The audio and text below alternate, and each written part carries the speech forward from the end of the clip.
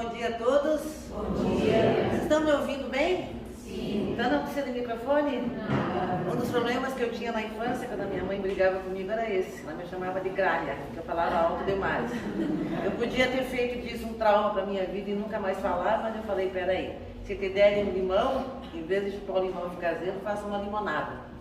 E eu digo que hoje, essa possibilidade de poder falar, para mim é uma bênção, né? E agradece a Deus todo dia por essa oportunidade que nós temos, o convite da casa. Então, e nesse momento que devagarzinho nós vamos nos libertando das amarras, né, dessa pandemia, então nos alegra muito. Esse texto que nós estamos trazendo hoje tem tudo a ver com aquilo que nós percebemos que muitas pessoas trazem.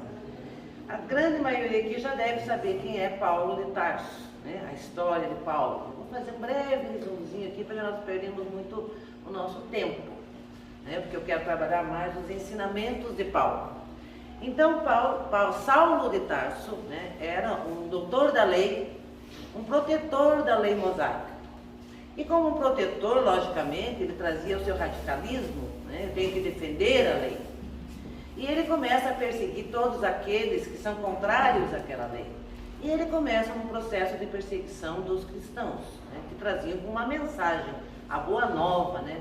E aquilo tudo criava um desconforto, tendo em vista a rigidez da lei mosaica, que em determinado momento, sim, tem o seu papel e a sua importância, mas o cristianismo vem, ou seja, Jesus vem para começar a desconstruir um pouco aquela visão que se tinha dentro de um processo radical. Sabemos, né, que Saulo manda apedrejar Estevão, aí ele vai nessa busca de perseguir os cristãos na estrada de Damasco, né, ele chega lá, de repente, na estrada, vê uma imensa luz, e naquele momento ele entra em contato com Jesus, né, que é essa imensa luz que irradia, aquele amor mesmo, e ouve aquela pergunta: Saulo, Saulo, por que me persegues? Naquele momento, Saulo cai de joelhos, né, e aquilo toca profundamente o coração. E ele passa por todo aquele processo que se fala, desse sentir de estar cego pelas escamas, e a gente tem que interpretar muito bem, né? Que escamas são essas que se fala. Na realidade, as escamas são o orgulho que todos nós carregamos e que nos mantém cegos. Então se fala, né, que as escamas dos olhos de Saulo caem, né? Porque Ananias vai auxiliar. Mas na realidade estamos falando do orgulho. Então, um breve resumo da história de Saulo. Por que eu estou trazendo isso?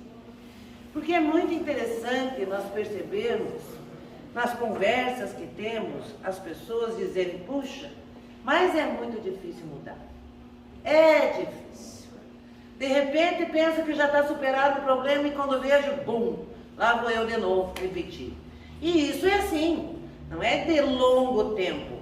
Acordamos de manhã felizes, contentes, vou fazer caridade, chegou, às vezes nem chega, né? Perto da hora do almoço, passamos por uma contrariedade, lá vamos nós desabar novamente, né?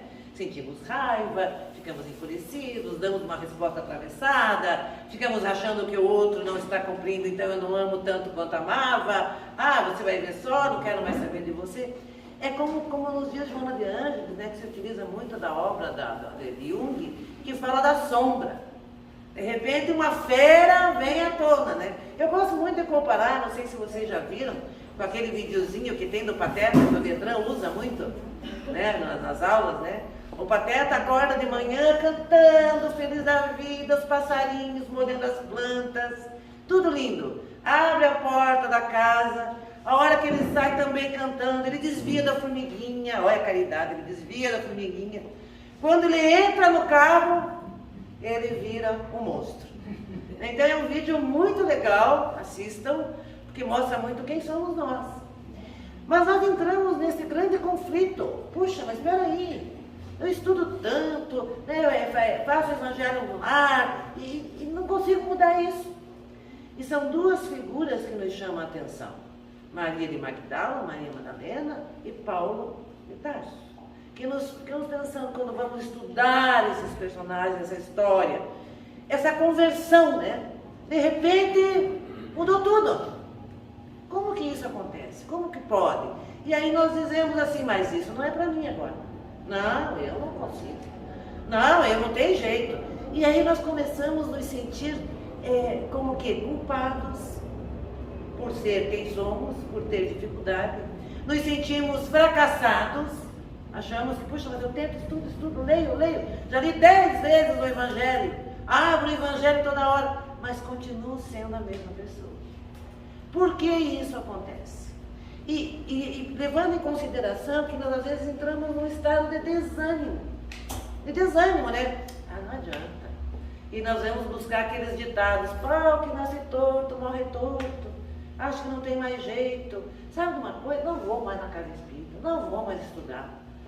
Daqui a pouco passa o tempo, daí eu sinto a necessidade e volto, e nós ficamos nessa luta. Então nós vamos agora buscar Paulo. Nós achamos que foi tudo muito simples. Da noite para o dia, ele passa a amar os cristãos. Não é assim que funciona. Quando nós vamos estudar a história de Paulo, nós vemos o grande conflito que ele trazia. Eu digo que dentro dos ensinamentos dos apóstolos, aquele que está mais direcionado em primeiro momento é conhecer a mensagem do Cristo, a boa nova. Paulo vem para nos falar do quê? Da dificuldade que nós encontraríamos no processo de mudança.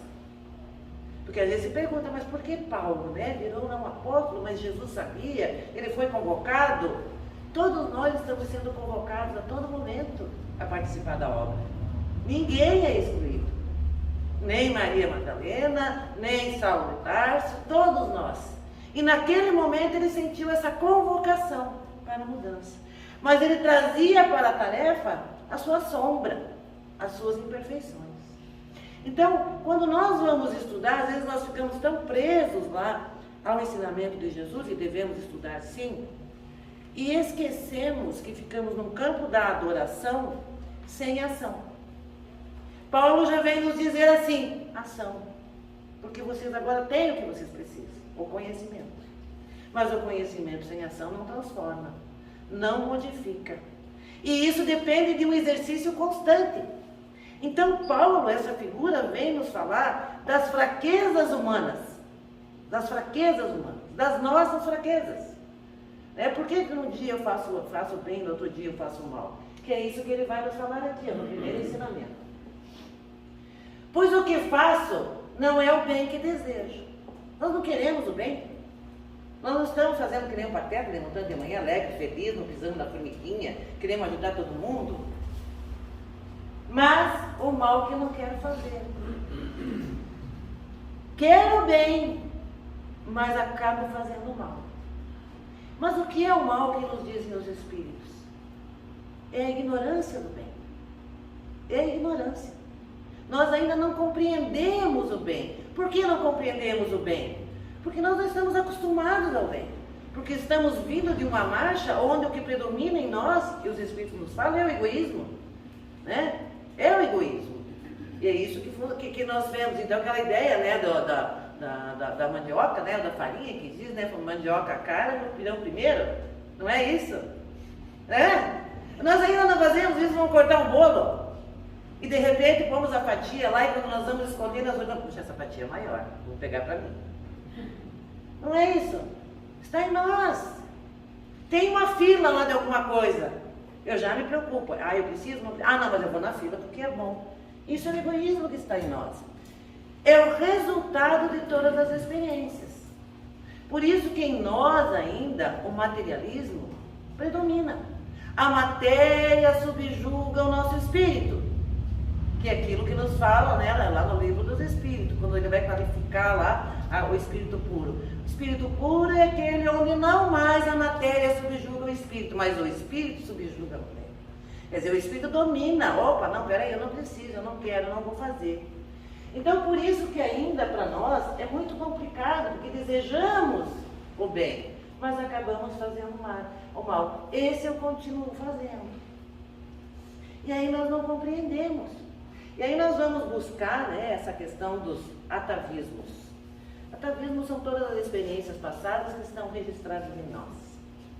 Nós sabemos pelo ensino dos Espíritos que no primeiro momento o que predomina em nós é o instinto de conservação. E claro que o instinto de conservação vai fazer o quê? Vamos lembrar nós lá na nossa fase animal, Quando estávamos ali na caça ocorre a caça, os animais não brigam disputando? Não tem um que rouba a caça e vai embora? Né? É que ali nós vamos construindo em nós esses atavismos, essas experiências, que hoje nós às vezes não compreendemos. Trazemos muito da animalidade.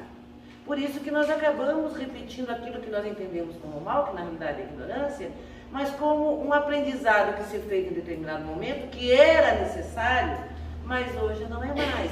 Então o Paulo, ele como protetor da lei, como um defensor da lei, agia nele justamente esse instinto de conservação, conservar a mim, conservar aquilo que eu acredito, a qualquer custo. Então nós nos deixamos guiar pelo instinto, a razão não entra, a razão fica fora. E na medida que nós fomos caminhando, nós somos construindo crenças. E dessas crenças nós somos tendo comportamentos. E nós vemos isso muito claramente, como é difícil mudar um comportamento. É a coisa mais difícil que tem. Por isso que eu quero bem, mas eu acabo fazendo mal. Vem aquele parente difícil. Eu vou receber ele muito bem hoje, porque é caridade. Está escrito lá no Evangelho, eu tenho que fazer caridade. Aí chega a gente, já quando avisa que o parente difícil vem, a gente já pensa, Aí a gente levanta o pensamento e diz, Senhor, meu Deus, dai-me força. A gente já joga para Deus. Não, a gente joga para Deus. Deus, dai-me força. Eu não digo, Senhor, me ajuda a construir essa força dentro de mim. Eu quero que Ele me dê. E nós fazemos isso. Dai-me sempre. Não. Ajuda-me a desenvolver. Chega o parente, a gente já dá aquele, oi, tudo bem? Já pega até frouxo na mão, né? Mas não é verdade? A gente pega até meio frouxo na mão. E aí o tempo vai desenrolando e nós vamos tendo atitudes que são totalmente contrárias ao bem. Mas por quê? É o meu instinto de conservação. Eu entendo que essa pessoa não é boa, ela é tóxica para mim. Eu não dou conta dela. E às vezes, pensando na psicologia, nós vamos buscar. Às vezes eu estou vendo nele aquilo que está em mim. Nós projetamos muitas nossas mazelas no outro. Há outro que é insuportável, o outro que é irritante, o outro que é isso. E na realidade sou eu. Então é aquele momento que eu tenho que parar. Ver qual é a crença que eu tenho em relação ao mundo, em relação às pessoas e em relação a mim mesmo. Qual é o comportamento que vem em função disso? E é isso que Paulo está falando. O bem já está aqui, o desejo do bem. Mas o meu comportamento é marcado por experiências repetitivas onde o egoísmo predomina e eu tenho dificuldade de abandonar. Então, qual é o caminho? Por que Jesus diz? Buscai a verdade e a verdade te liberta. Só que não é de um momento para outro. E aí eu gosto sempre de dizer para as pessoas, não se jogue na lona porque você não conseguiu fazer uma vez. Não. Tente mais uma, e tente mais uma, e tente mais uma, e vá tentando quantas vezes forem necessárias. Que em algum momento aquilo já vai começar a ser internalizado. Eu digo para as pessoas normalmente assim, não entre com essa ideia de que você tem que perdoar, de que você tem que amar. Não, nós não temos que fazer. Justamente por isso aqui. Porque está enraizado em nós essa crença, esse comportamento. Mas a partir do conhecimento eu já posso compreender. Quando eu começo a compreender o outro, eu digo, então tá, ele age assim por isso, né? Tá, eu não preciso amar nem perdoar. Mas quando eu compreendo o outro, é mais ou menos como aquela ideia de que eu sei que por trás daquela atitude dele, existem questões muito importantes. Quando nós vamos trabalhar com dependente alcoólico, dependente químico, que a sociedade normalmente tem um olhar extremamente preconceituoso, falta de vergonha, falta de caráter, falta daquilo, nós vamos perceber que por trás daquele comportamento existe uma dor, existe uma crença que foi implantada ali à medida que ele foi caminhando na sua existência, que faz com que ele se utilize daquilo ali como uma forma de aliviar a própria dor. Então essas crenças e comportamentos, elas têm que ser mudadas, precisam ser mudadas sim, mas nós também precisamos ter paciência para conosco. Aí é maravilhoso o livro Saúde Espiritual do Alírio Cerqueira, que ele diz que nós temos que ser amorosos conosco, nos dar o tempo necessário. Hoje eu não consegui. Tudo bem, não se jogue a louca. Tenta de novo. E ele vai prosseguir com os ensinamentos dizendo assim, Todas as coisas me são lícitas, mas nem todas convêm. Na medida que nós entramos naquele processo do despertamento que Joana de Ângeles fala, então ela diz, no primeiro momento nós estamos adormecidos, movidos pelos desejos, pelas paixões, o instinto predomina. Mas à medida que as experiências vão se fazendo e nós vamos sofrendo as consequências da lei de ação e reação, que é a lei de ação e reação não é punitiva, mas ela reeduca, ela tem esse propósito de reeducar. Então vamos dar aquele exemplo. Eu saio aqui, olha, eu vou sair por essa parede. Eu saio pela parede, eu dou com o rosto nela, machuco, volto. Mas eu não tenho. Então eu vou sair pela outra. Vou lá, bato de novo. A experiência. Opa, não deu certo ainda. E eu vou ter. Chega uma hora que aquela dor é tão grande que me faz parar e não me orientar pelo impulso, mas pela razão. Peraí, tem uma porta ali. E aí eu saio por aquela porta. Então a experiência vai modificando um padrão nosso diante das escolhas que nós fazemos. Então quando ele diz, tudo me é lícito, mas nem tudo me convém, ele está dizendo assim, vocês são um universo desconhecido para si mesmos. Ele era um universo desconhecido para ele mesmo. Ele não aceita pura e simplesmente o amor do mestre e trabalhar no sentido de levar o evangelho. Não é de repente, ele não tinha esse conteúdo, de repente, essa conversão maravilhosa, ele virou, não. Ele tinha o conhecimento. Quando nós lemos as obras espíritas, nós vemos que entre uma encarnação e outra, no plano espiritual, nós estudamos. Nós não ficamos lá, tocando flauta, na sombra da árvore, não, lá nós vamos estudar. Vamos lá, participar de assembleias, de grupos de estudo no mundo espiritual, vamos trabalhando. Então a marcha de Saulo, depois Paulo, entre essas encarnações, ele recebeu todo esse conhecimento, ele teve contato com o Evangelho, ele teve contato com a missão de Jesus. Mas quando reencarnou, que é o que acontece conosco. Fazemos todo um projeto reencarnatório, reencarnamos aqui e a matéria nos subjuga. O desejo, as paixões. Aí eu vou contar uma história para vocês, eu gosto de fazer algumas histórias. Quando eu casei, logo em seguida eu tive a minha filha, e foi bem na época que saiu aquela coisa do clube de mulheres, Dava uma febre de novidade, coisas importadas que vem. E aí minha irmã me telefonou, que eu era a única casada, as outras 4 tudo solteiras. Ficaram tudo animadas, claro, E me ligaram, eu era a única que tinha carro. Vamos. Eu na hora, olha lá a minha sombra, que Joana de Ângeles fala, A sombra, eu vou. Desliguei o telefone, como eu sou uma esposa muito bem comportada, e ia pedir permissão para meu marido. Hoje não é mais assim, mas naquela época era. Fui falar para ele e falei, olha, mas quando eu fui conversar com ele sobre o assunto, antes já veio aquilo ali. Tudo bem, você vai. Você pode ir. Mas como você vai sair de lá? Tudo me é lícito. Eu posso tudo. Mas como eu iria sair? Eu iria com elas. Em todo aquele movimento de bebida, de festa, de dança e tudo mais. Nós falamos do atavismo, das experiências que estão em nós. Todos nós trazemos essa experiência. No campo da sexualidade, no campo do poder, está tudo em nós isso. Não está resolvido. Mas quando eu me exponho a uma situação, o que acontece? A minha animalidade sobrepõe a minha vontade ou o meu desejo de mudança. Por isso as pessoas dizem, nem sei o que fiz. Perdi o controle. Quando eu vi, já tinha feito. E daí nós vamos entrar com os pedidos de desculpas, Diante daquele pensamento, eu disse, não, mas espera aí, eu vou. Bendita doutrina, Porque já tinha um pouco de conhecimento. Hoje ainda bem é pouco, mas tinha um pouquinho. Falei, poxa, mas eu li isso, essa frase aqui. Tudo me é lícito, mas em tudo me convém. Passei a mão no telefone, liguei para ela, não vou. Olha, muito obrigado, não vou, vão vocês, se divirtam. Desliguei o telefone, fui pro meu marido e falei, que tal nós sair comer uma pizza? São escolhas. Tudo me é lícito, nós podemos tudo. Mas nós temos que ter a percepção da nossa fragilidade. É como a dependência do álcool. Então, em trabalho no ar, nós vemos a grande dificuldade das pessoas. Por isso que diz, não tome o primeiro gole. Então não se exponha. O grande problema é que às vezes nós nos achamos tão fortes e dizemos, comigo nunca vai acontecer. Eu nunca vou me deixar arrastar. Nunca diga nunca.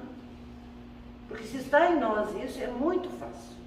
É muito fácil. Então a ideia da escama, né? É como se nós ficássemos com os nossos olhos encobertos pelas escamas, nos deixamos arrastar pela paixão, logicamente tem um prazer naquele primeiro momento, mas as consequências que virão, às vezes são consequências desastrosas, desmontando lares, desenvolvendo um hábito nocivo.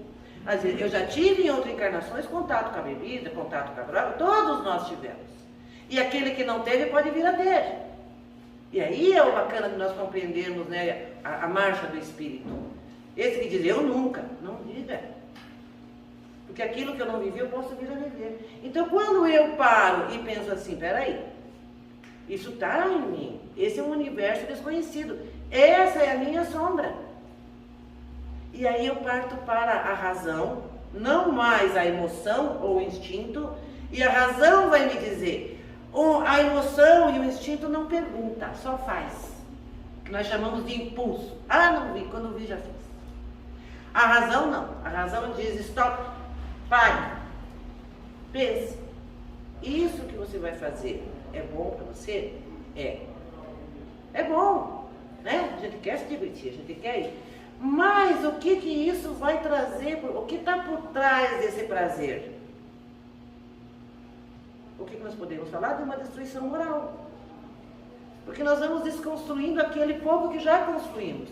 Então, quando ele diz, tudo me é lícito, mas nem tudo me convém, não convém no sentido da nossa caminhada, da nossa marcha evolutiva.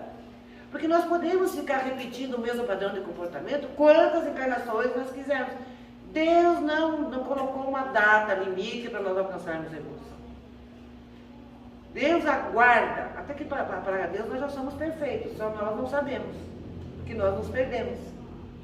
Então, saber fazer escolhas pede que a razão entre. Eu tenho que pensar sobre isso. Quando eu vou fazer algo para alguém, eu posso? Posso, mas eu tenho que pensar sobre isso. Isso que eu vou fazer é bom? Vai causar um dano? Quais as consequências dessa ação? E esse tempo que é muito importante para nós, nós não valorizamos o tempo, é aquele tempo que nos liberta, né, da queda, nos livra da queda. Para que nós não fiquemos repetindo, né, quantas e quantas encarnações, que é isso que Joana de Ângeles diz.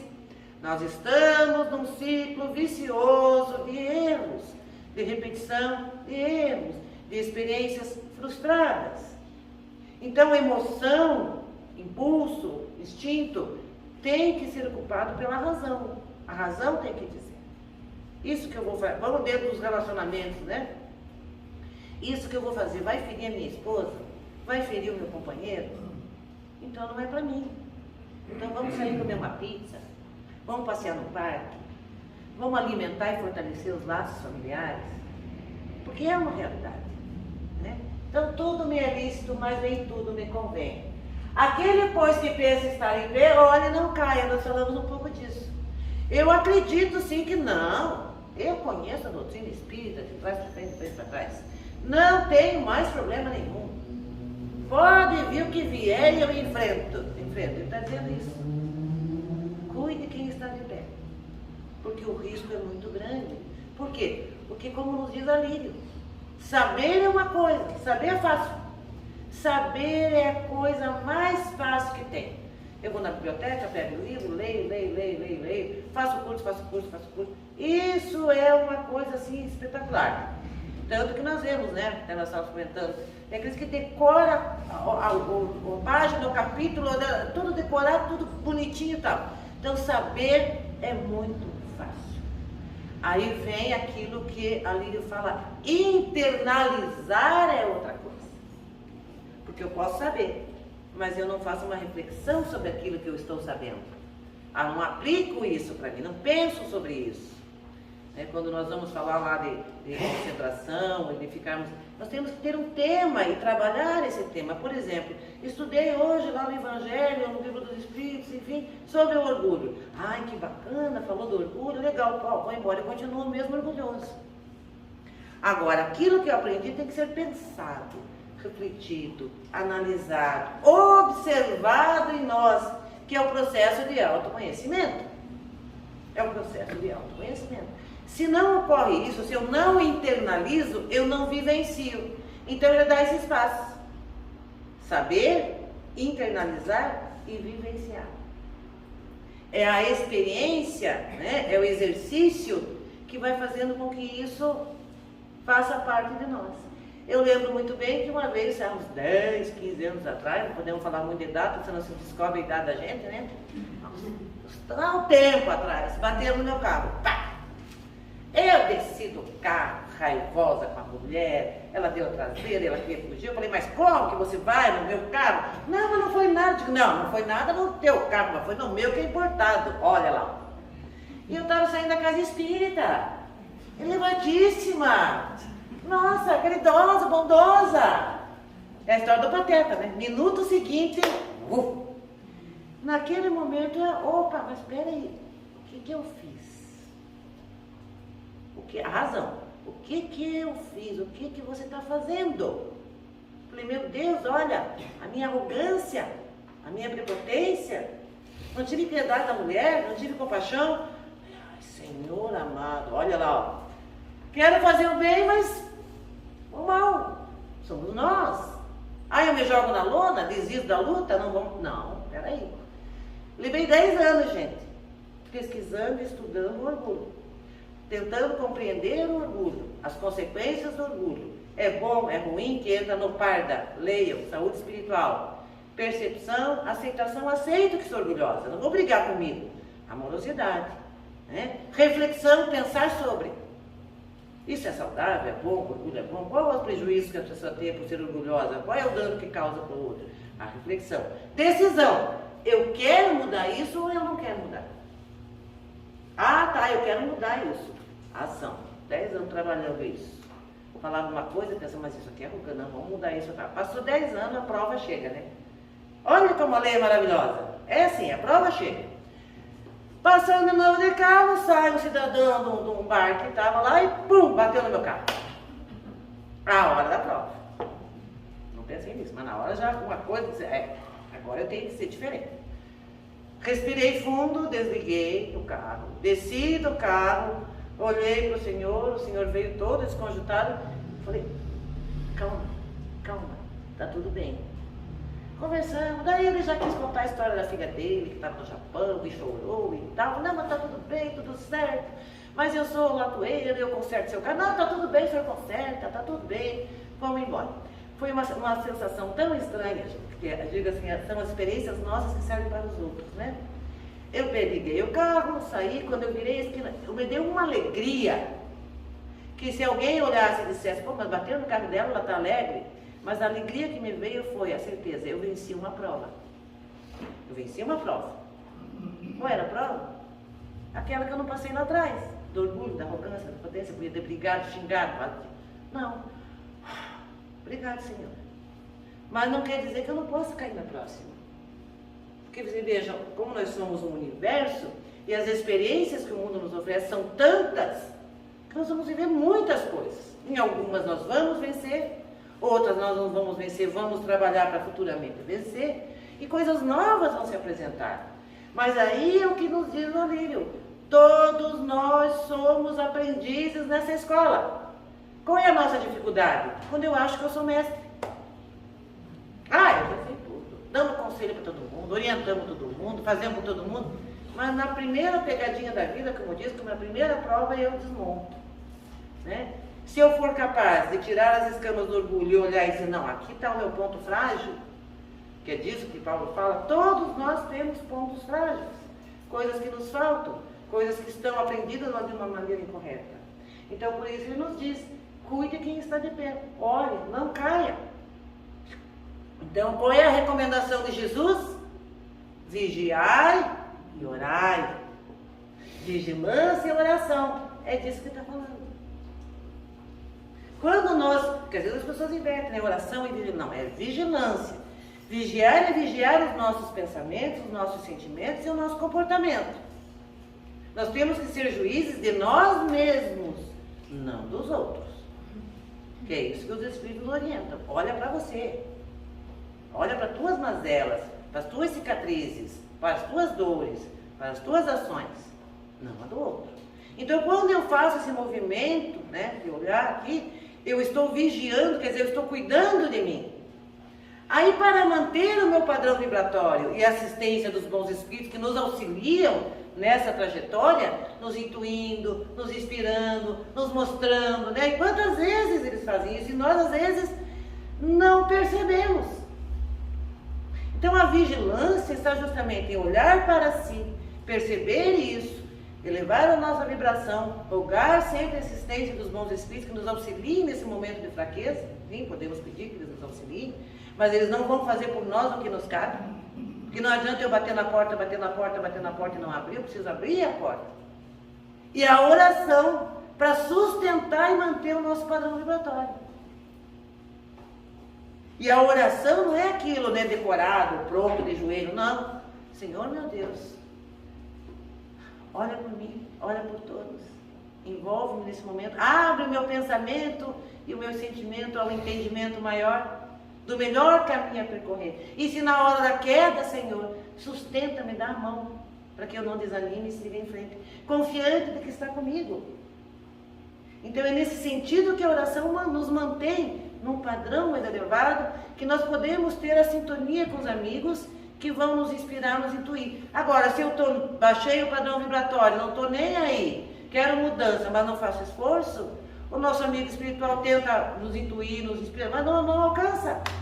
Qual é a ligação que nós vamos fazer? Com aqueles espíritos inferiores, né, que se encontram em grande dificuldade.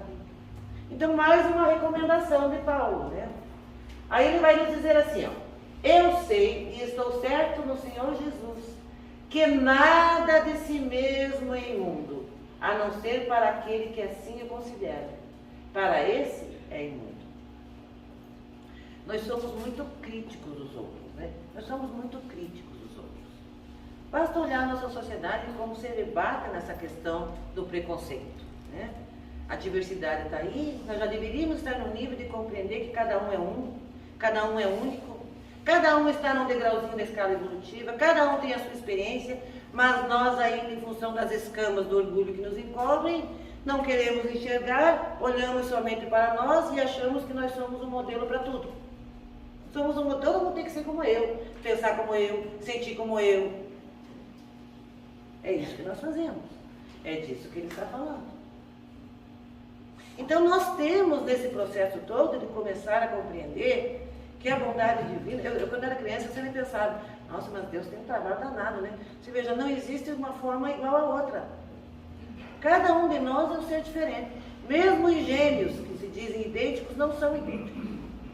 Não são idênticos. Pode ser que a morfologia, o corpo físico tenha lá suas características, semelhanças de identidade, mas o espírito que está ali é diferente. Então, quando nós falamos da imundície, está falando da imundície, que é aquilo que nós trazemos em nós ainda, na forma do preconceito. Todos nós vivemos, vamos pegar só o Brasil, né? Não vamos falar nem de encarnações tão longínquas, vamos falar do Brasil. Todos nós vivemos o tempo da escravidão, não vivemos? Vivemos. Nós, eu sempre digo assim, é só olhar para nós as nossas características. Adoro uma saia longa, adoro uma bota e adoro um chicote. Essa foi mais linda do mundo. Da onde veio? Da onde veio? Não é? Nós temos que ser honestos para conosco e olhar para nós. Nós olhamos lá um casal, um branco e um negro.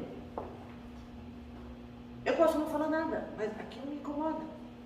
São os atavismos. Nós olhamos uma pessoa com qualquer tipo de deficiência, aquilo nos assusta, aquilo nos incomoda. São os atavismos, são as memórias. Mudamos de contextos, fomos e voltamos, mas ainda não vencemos as crenças que nós temos muito fortes e enraizadas, né? Que eram marcadas por culturas religiosas que fortaleciam esse padrão de pensamento. Muito. E eu não consigo ainda, eu não percebo ainda a necessidade da mudança. Então, quando fala de mundo, é limpar, é tirar de dentro de nós aquilo que não serve mais. Aquilo que é podridão, que causa dor, que causa sofrimento, e trazer, lembrando mais uma vez do conhecimento, trazer para nós aquilo que é o caminho. Por isso Jesus dizia, eu sou o caminho, a verdade e a vida. Somos todos irmãos. Ah, mas eu penso. Sim, você pensa. Que legal que você pensa. Então, se você pensa, nós temos um hábito assim, nem vi, quando eu vi já tinha feito. Isso é uma justificativa falsa. Porque nós já sabemos que não é o corpo físico que pensa, não é o cérebro que pensa, é a alma. Nós já estudamos que, não é? A alma, o espírito pensa, transmite para o perispírito, o perispírito transmite para o corpo. O corpo recebe, aí devolve para o perispírito comunica ao espírito. Então o pensamento, a ação, ela sempre vem depois do pensamento. Só que o tempo entre pensar e agir é uma coisa tão... E a relação de tempo para o mundo espiritual, para o espírito e para o mundo material, funciona diferente. Então eu venho com essa desculpa, nem vi quando vi. E aí nós temos que mudar isso. Opa, o que eu estou pensando? Nós não temos o hábito de pensar o pensamento. É uma das coisas que se trabalha muito em clínica, ensinar as pessoas a pensar o pensamento. Para isso eu preciso parar um pouquinho. Mas por que eu estou pensando isso? Por que eu estou vendo aquelas pessoas como diferentes? Por que eu estou vendo aquela situação como inadequada, como uma coisa ruim? Por que eu estou fazendo isso? Se nós vivemos num mundo belíssimo, de uma diversidade maravilhosa, de experiências maravilhosas, onde nós aprendemos nas diferenças. Não é verdade? Na igualdade se aprende alguma coisa? Não. Na igualdade já sei por que eu vou me esforçar. Não, agora na diferença nós vamos aprender. Nós vamos aprender. E aí nós vamos entendendo, o quão maravilhoso é o amor do nosso Pai, que nos coloca em contextos onde nós vamos vencendo passo a passo, ou encarnação a encarnação, as crenças instaladas em nós do passado, que hoje não tem mais razão de ser, e que na realidade só criou mais dificuldade para nós. Muito mais dificuldade. Muitos de nós, nós estamos vivendo uma experiência familiar, onde a minha irmã, hoje eu estou com quase... 50 anos, e ela tinha um tumorzinho aqui, foi operar o tumor, o médico falou, não, é tranquilo, é uma coisinha de nada. A coisinha de nada ela deixou cega. Ela não está enxergando nada. E aí aquilo, logicamente, aquilo causa um impacto, de repente a pessoa enxergava e agora não enxerga mais, o sofrimento, e aquilo lá, a revolta, tudo misturado, e é uma família, quer dizer, tem o conhecimento espírita. E essa revolta toda vem, em determinado momento, vem a intuição, e a intuição aqui é maravilhosa e nos diz, isso ali é o resultado do passado. Quantos olhos nós cegamos? Quantas pessoas nós arrastamos pelo cavalo? Então, o que ela diz ali nessa intuição que veio? Ela, em vida passada, cegou algumas pessoas, escravos. Então, é a lei de causa e efeito. É punição? Não. Nós estamos espiando o mal do passado. E nós podemos espiar por dois caminhos, Nós somos muito fatalistas, achando que é só pela dor. Não, nós podemos resgatar pelo amor. E nós sabemos disso. Que o nosso projeto reencarnatório, aquilo que está estabelecido, pode ser modificado na medida que o meu comportamento muda. Eu tenho que perder o braço, mudei, faço bem, vou lá, ajudo com sinceridade, com o meu coração, vou lá e perco o dedinho, eu quebro a unha, que para a mulher é terrível, Uma dor terrível. Então, nada é definitivo. Mas a lei também leva em consideração o meu esforço na mudança. Então, se hoje algo nos alcança, é resultado do passado. É o processo de limpeza da imundície que nós trazemos ainda, desses atavismos. Só que eu preciso mudar, porque senão eu vou repetindo. Se o preconceito está em mim, se a indiferença está em mim, se o egoísmo se exacerba, se eu não faço movimento de mudança, de orgulho, isso tudo leva a preconceito, leva a dor, leva a sofrimento. Então está em mim. E eu tenho que tomar cuidado, porque muitas das vezes essas crenças, essas coisas, eu instalo isso nos outros. Porque eu acredito, quero que os outros acreditem. Não é verdade?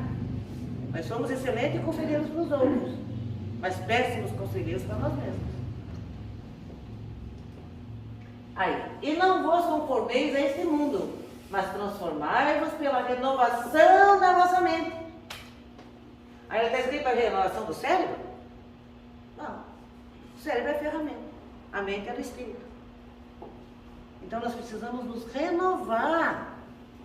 Se nós nos deixamos, deixa a vida me levar, a vida leva eu. Refrão da música, né?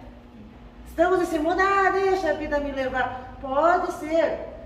Eu posso tudo, eu tenho liberdade para fazer.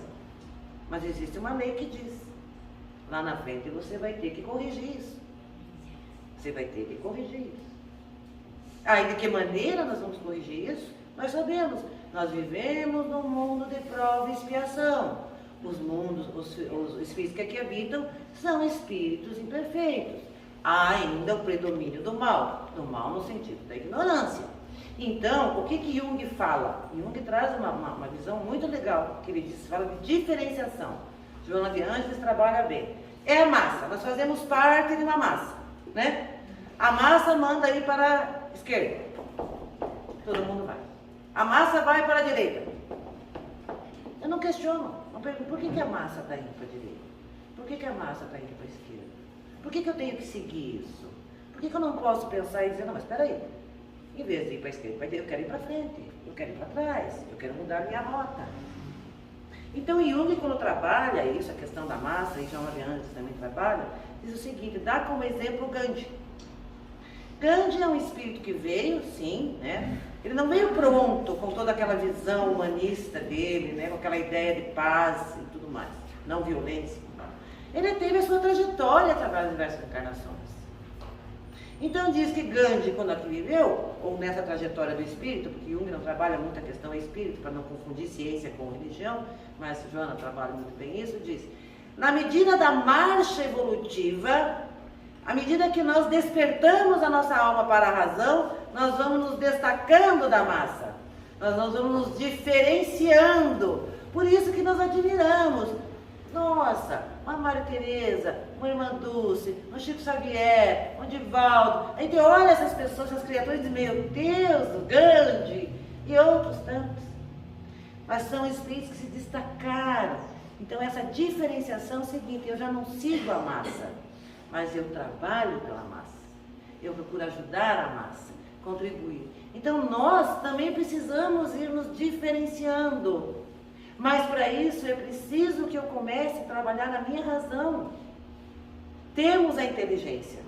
Então, nós temos que desenvolver a nossa lógica e a nossa razão. Que a inteligência diz, vai para a esquerda, eu vou para a direita. Mas só a razão diz, por que eu tenho que ir para a esquerda ou para a direita? Por que eu tenho que pensar como todo mundo? Eu tenho que pensar de uma maneira tal que o objetivo dessa reflexão seja o bem meu, o bem da família e o bem coletivo. E aí entra a ideia da ética. Só é ética aquilo que é capaz de observar o coletivo, o bem coletivo. Então nós podemos modificar, nós podemos mudar. Agora, se eu continuo, né, caminhando com a massa, tá tudo bem, tudo certo. A história da parede. Vai chegar uma hora que vai doer tanto que eu vou dizer, não, peraí, tem uma porta lá, eu posso mudar isso. Então nós que somos fortes devemos suportar as fraquezas dos fracos. Essa parte é muito interessante porque ela vai trabalhar a questão do orgulho, né? Suportar as fraquezas dos fracos e não agradar a nós mesmos. Suportar, não meramente tolerar ou aguentar, mas sustentar com amor. Está falando do orgulho. Aqui ele está me chamando a atenção do orgulho, né? A minha fortaleza tem que ter o objetivo, como vamos voltar um pouquinho ao que eu falei, da questão ética. Ajudar, contribuir, partilhar, compartilhar, ajudar o outro. Porque às vezes nós queremos ajudar o outro com arrogância. Mais uma historinha minha, lá na nossa casa espírita. Tinha um rapaz, né, lá com os seus 30 e poucos anos, e ele estava lá com o cheiro do álcool, né? E na nossa pedestal de sabedoria, né, entre aspas, forte, com a ideia de fazer o bem, né? Chegamos para ele e dissemos assim, meu amigo, você é uma pessoa tão bonita, tão inteligente, tão forte, por que você não para de beber? Ele olhou bem na minha cara e disse assim, por que você não para de fumar? Olha só, quando eu fui para ele, Eu não fui com o meu coração apaziguado, olhando ele como irmão, respeitando ele na situação dele. Não, eu fui com a arrogância de quem achava que era melhor do que ele. E ele, na sua dificuldade, me deu uma grande lição. Ele olha para mim e diz: por que você não para? Nós somos iguais nas dificuldades.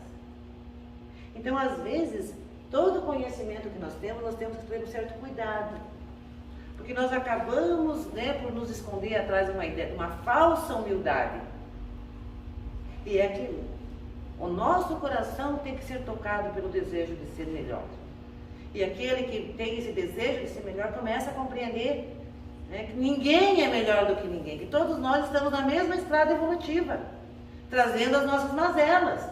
Volto a repetir. Se eu ainda não vivi, eu posso viver aquela dificuldade. Então eu vou acolher o outro como um irmão, não achando que todo o conhecimento que eu tenho, a posição que eu tenho, o lugar que eu ocupo, me dá o direito de fazer o julgamento, que é a ideia do imundo, que está aqui dentro de mim. Vamos caminhar, senão não tem, não, Então aqui, combati o bom combate. Que combate ele está falando? Combate consigo mesmo. É a nossa luta. Que é aquilo que os Espíritos nos falam. Abandonar o homem velho e trazer o homem novo.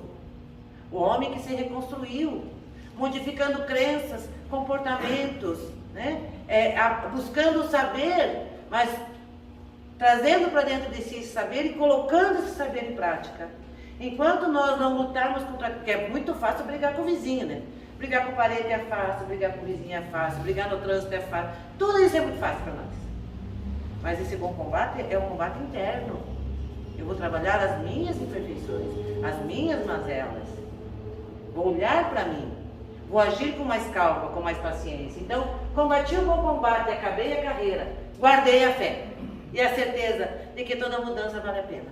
Todo esforço vale a pena. Porque quando nós sentimos vibrar a reação da energia que circunda toda a nossa alma e o nosso corpo, a partir de um comportamento que nós tínhamos e que foi mudado, e que hoje você diz, consegui. É a ideia do carro, Nossa, que alegria, consegui, não xinguei o homem. Fiquei tranquila. E ele consertou no carro. Desde agora, a coroa da justiça me está guardada. A cada um, olha o Evangelho, de acordo com o merecimento. Se nós fazemos o bem, buscamos o bem, nós recebemos o bem em nós. Se nós praticamos o mal, então, está guardada, a qual o Senhor, justo juiz, me dará naquele dia. E não somente a mim, mas também a todos os que amarem a sua vida. Eu sou o caminho, a verdade e a vida. Não é para adorar Jesus numa foto na parede, numa estátua, num quadro, não. Não é essa a ideia. Não é essa a ideia. Quando nós amamos a Jesus, significa dizer, na medida que eu fui conhecendo a sua mensagem, fui internalizando isso, fui compreendendo esse ser maior que tem uma importância tão grande na minha vida. Ainda que eu fale todas as línguas dos homens e dos anjos, se não tiver amor, sou como o bronze que soa ou o sino que retine. Aí eu fiquei pensando, por que ele usa o bronze e o sino que retine? Tudo lindo por fora, É bronze, enfeitado, tem os desenhos. Às vezes eu vi lá, tem uma reportagem do cara que é o sineiro, que ele conhece cada toque do sino e tal. Mas eu falei, mas por que a comparação? Porque o sino é oco. Nem que eu tenha toda a formosura ao meu redor, todo o conhecimento, que fale maravilhosamente bem, que pregue. Se eu não tiver caridade, que é o que ele vai dizer aqui, eu sou como um sino formoso por fora, vai ser tudo.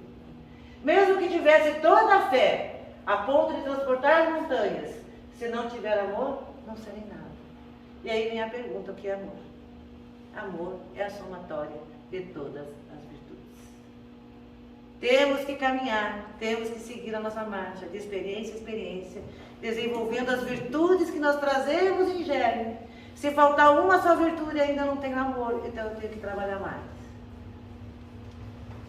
Então, o amor é paciente. Todos nós somos pacientes. É paciente mesmo, sabe? Aquele assim que pode. É bondoso, nós somos bondosos o tempo inteiro. Até porque nós temos que definir bem bondade, O amor não é invejoso. Nunca tivemos inveja, porque eu sou espírita. Espírita não tem inveja. Não, a gente pensa. Não é arrogante, nossa, eu dou uma humildade assim que é maravilha. Não se ensoberbece, não é ambicioso, não busca os seus próprios interesses, não se irrita, não guarda ressentimento pelo mal, isso então você nunca faz, né? Pelo mal sofrido, não se alegra com a injustiça, mas regozija-se com a verdade. Tudo desculpa, tudo crê, tudo espera, tudo suporta. Veja, gente, isso. Ele está falando que é amor. Tudo isso aqui que ele está descrevendo são virtudes. Então nós podemos entender que se faltar uma só virtude, eu ainda não tenho amor. Significa que eu tenho que voltar para a sala de aula e aprender um pouco mais sobre aquela virtude. Que é aquilo que eu falei do Alívio Cerqueira e do Parda. Perceber isso em mim, aceitar isso em mim, não ficar me maltratando, ao contrário, nos tratar amorosamente, né? Refletir sobre o tema, pensar sobre o tema, qual virtude está me faltando aqui, qual virtude é tão frágil, né? O que eu preciso fazer para fazer essa reflexão e tomar uma decisão. Eu quero mudar, porque às vezes nós não queremos mudar. Eu estou bem como eu estou e vou continuar assim. Tudo bem, você tem todo o direito, porque nós temos isso. Deus é amor, Deus tem paciência para conosco, sabe que cada um de nós tem o seu tempo. Aí eu tomo uma decisão, quero? Eu quero, então agora eu vou para a ação.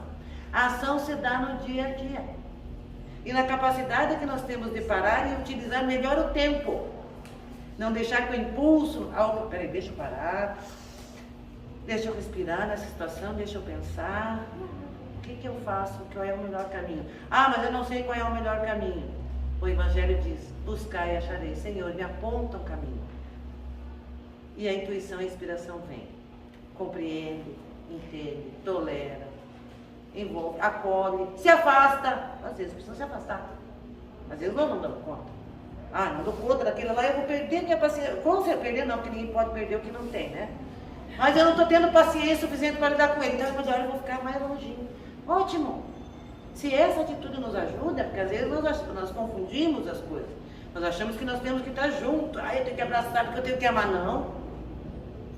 Às vezes não. Às vezes nós precisamos desse afastamento para trabalhar algumas questões nossas, para quando nós voltarmos a lidar com aquela situação, com aquela pessoa, enfim, nós estejamos um pouco mais, pelo menos, apaziguados. Porque é o que nos dizem os Espíritos. Nós não vamos sair amando.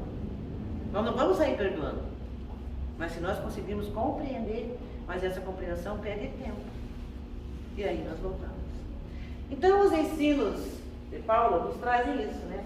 Então agora, pois, permanecem a fé, a esperança e o amor. Depois de todo o trabalho que nós temos, a fé, a esperança e o amor. Desses três, porém, o maior destes é o amor. Por que é o maior? Porque é o que exige mais trabalho, né? Porque é aquele que exige de nós um esforço maior. Então agora, não sou mais eu quem vive, mas o Cristo vive em mim. Internalizou, compreendeu a responsabilidade, entendeu o papel de colaborador com o Cristo, porque somos todos nós. Muito obrigado pela atenção, pelo carinho, né? Bom dia a todos, muita paz, se cuidem, né?